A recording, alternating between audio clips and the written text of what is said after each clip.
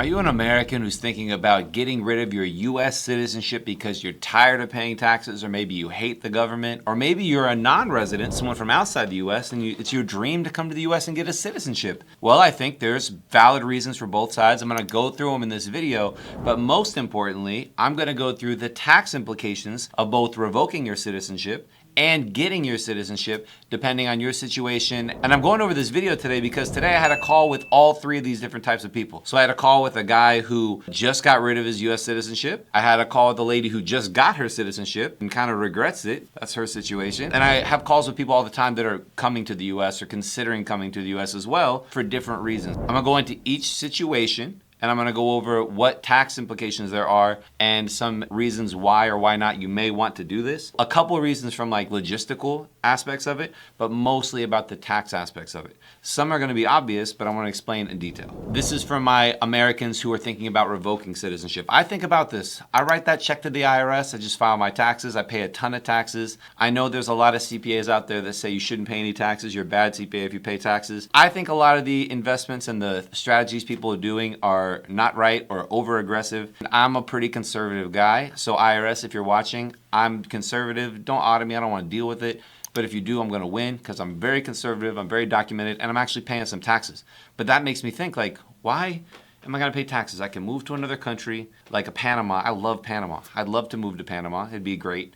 And live there and potentially pay no taxes if I don't have clients in Panama. All my clients would be all over the world where you are. You know, if you're someone who's outside the US or in the US, or someone who's in like Europe or anywhere in the world, I'm happy to help you with tax advice, setting up companies, opening bank accounts. That's what we do. But the point is, I wouldn't be doing really anything in Panama so I could live there and pay no taxes, except I'm a US citizen. So I'm like, well, what happens? First, you need to have a backup passport. You can't just revoke your citizenship and not have a passport. So I'd have to get a passport. And then when you're revoking, you have to think about, what are you losing? Ultimately, the passport is a travel document. You can look at the passport power index and you can see which passports give you the most visa-free travel. But if I had just a Panamanian passport, then I would need to get a visa to come to the US. If I revoke my citizenship, are they gonna give me a tourist visa? Maybe. Maybe not. Am I going to be able to go to Europe? Where can I go in Europe? Where can I go to Australia? Can I go to countries in Africa? Can I go to China if I want to? I don't know. I have to look at the passport that I'm considering getting and see if it's worth it. Now, one of the guys I talked to today who revoked his US citizenship, he just did it this year. He has 2 European passports. So he has really powerful passports, and he also hasn't lived in the US for a year and a half. So it makes a ton of sense for him to revoke his citizenship because he still has good travel documents, and he's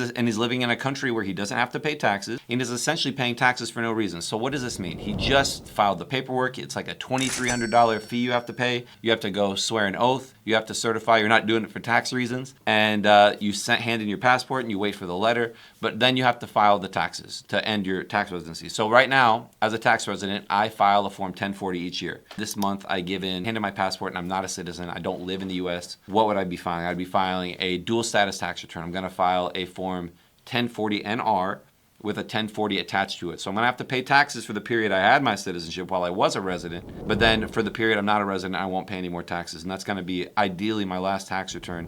I need to change all my brokerages, all my bank accounts. I need to let everyone know I'm a non-resident so that they stop giving me 1099s. I would only pay tax from going forward on income I earn in the US, like if I had a US rental property or something.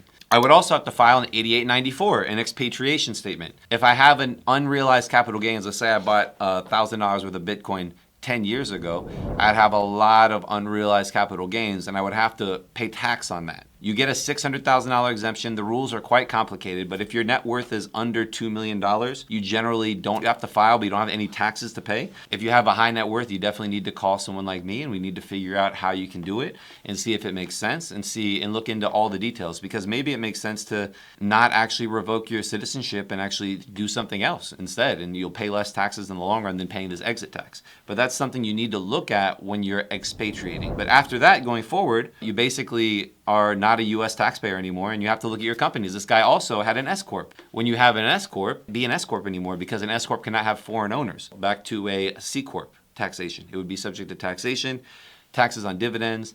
It needs to be operated differently, and we would probably set up a separate LLC that can be operated as a foreign-owned single-member LLC, or a different kind of multi-member LLC or something with pass-through taxation, so there wouldn't be any taxes on income earned outside the US. This guy's doing e-com.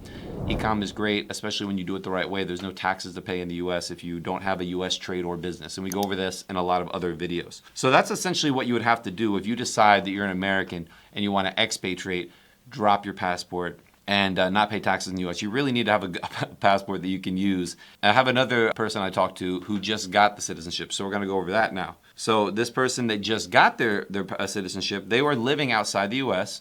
Let's say this person's living in Nicaragua. So this person just got their U.S. citizenship. They have been making money, not paying taxes. And now this person is a U.S. tax resident as a U.S. citizen. So they immediately have to file a 1040. As of getting the passport, they're going to be a U.S. tax resident going forward, and all the income earned is going to be subject to taxes. Yes, they can claim the foreign earned income exclusion. They can claim foreign tax credits, but in certain countries, potentially Nicaragua, depending on how you're operating, may not have high income taxes. Depending on how you're operating, you would have to disclose all foreign companies, all foreign bank accounts, all offshore holdings that you have, essentially, and pay tax on all the income you have. And if you're an established person offshore, it might not make sense, especially if you don't plan on moving to the US. Now, when you're planning on moving to the US, it might make sense to get the citizenship, especially if you want to live in the US, because you're not losing anything. You're going to be paying the same taxes living in the US as a tax resident, living in the US, as you will as a U.S. citizen. You're going to be paying the same taxes, except now as a citizen, you have more rights and you can travel easier to other countries using your U.S. passport. And I know it's the dream. A lot of people want to move to the U.S. I don't dislike the U.S. I think the U.S. is great for certain things. I've lived in the U.S. my whole life in different parts of the country. I've lived in New Jersey and Miami and Texas and family in Colorado. I've been all over the states. I've traveled, driven through the whole states. Beautiful country. There's a lot to see here. There's a ton of opportunity, especially for people who are coming from other countries where things are taken for granted and business is harder and there's other reasons. I know Americans take the U.S. for granted all the time, but it's definitely a desirable place to come if you want to start from nothing. You want to do it yourself. I've been helping people into the U.S. system without actually moving here and paying taxes here. So I'm working with a lot of consultants who want U.S. banking, payment processing, companies, addresses, and they want to appear like a U.S. person without actually paying taxes here. Because there is a gray area where you can participate in the U.S. financial system without actually paying taxes in the U.S. financial system. That's something where I've been helping a lot of clients with our services and the education in my videos on YouTube. So if you're interested in this kind of stuff, international stuff, subscribe to the channel, look out for other videos. And if you want to see how we can help you, either file your taxes, manage some of this stuff, or open up companies and that kind of thing, we do a lot of international structuring. I do calls with people all the time. As you can tell, I did calls with these people today that inspired this video. You can schedule at jamesbakercpa.com/schedule. Check that out. I think that really goes through it. So let me know in your comments below what you think. If you have any questions, if I missed anything, if I said something wrong. Ultimately, while you have your U.S. citizenship, you are a U.S. taxpayer. There's no getting around it. You can take advantage of treaties. You can take advantage of the travel document, which the passport ultimately is, but you have to pay taxes. And while you don't have it, you don't have to pay taxes unless you earn income within the United States. And what we're trying to do is help make sure that you're intentionally doing these actions. You're intentionally earning income or not earning income in the U.S. Hopefully this video gives you a little bit of insight into this, and I will see you in the next video. Click this one because I think this is a great video for you.